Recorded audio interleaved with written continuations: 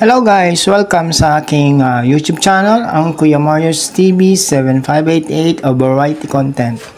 Meron po tayong gagawing tutorial para sa mga baguhan na hindi alam kung paano nila ilalagay sa public ang kanilang live streaming.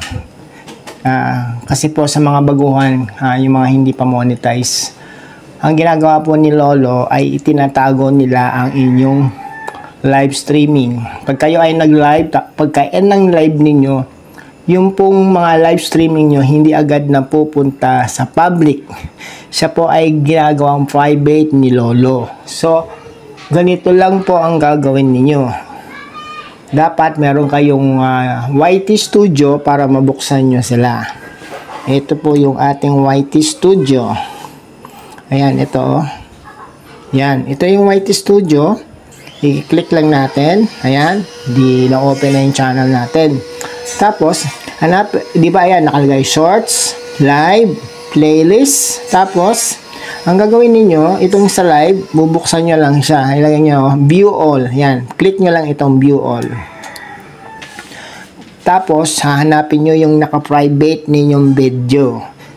Pagka monetize na po kasi, pagka nagla-live kami, mga monetize na, hindi na po siya pina-private ni Lolo.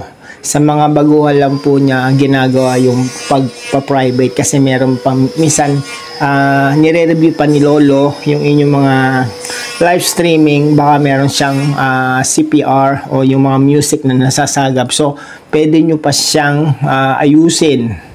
Pwede nyo pa siyang i-mute yung mga music na nasasagap mula sa mga kapitbahay natin o sa mga surrounding natin. So, ganito lang po ang gagawin ninyo. Yan, katulad nito, nakalock siya. Pagka ganyang may padlock o nakalock siya, ibig sabihin siya po ay naka-private. Para mabuksan natin ito na gagawin natin public, ipipindutin nyo lang itong tatlong tuldok dito sa side, dito sa screen ng inyong cellphone. I-click na natin. Tapos, makikita nyo yung edit. Pipindutin nyo yung edit. Ayan. Tapos dito sa baba, makikita nyo yung visibility. So, i-press nyo lang dito yung arrow dito sa right side ng inyong screen. Tapos makikita nyo doon yung public. Pipindutin nyo itong public. Tapos balik kayo dito sa set visibility. Ayan na, di ba? Naka-public na siya. Tsaka nyo siya isa-save. Ito, save nyo siya dito.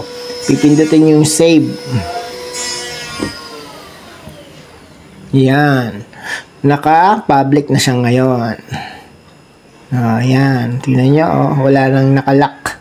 Wala nang padlock na nagsasabi na naka-private pa yung inyong live streaming. Ganun lang ang gagawin ninyo. Yan. Ganyan lang po ang inyong gagawin. So, isa-shoutout po natin yung ating channel membership na sina Ubiger, Rhea May Peralino, Belia Sargao, and Sweet Syra. Salamat sa inyong pagsuporta sa aking YouTube channel. Bye-bye! At sana may natutunan kayo at share nyo na rin po sa mga kaibigan nyong hindi pa po marunong maglagay ng public ang kanilang live streaming. Muli po, maraming salamat. Bye-bye!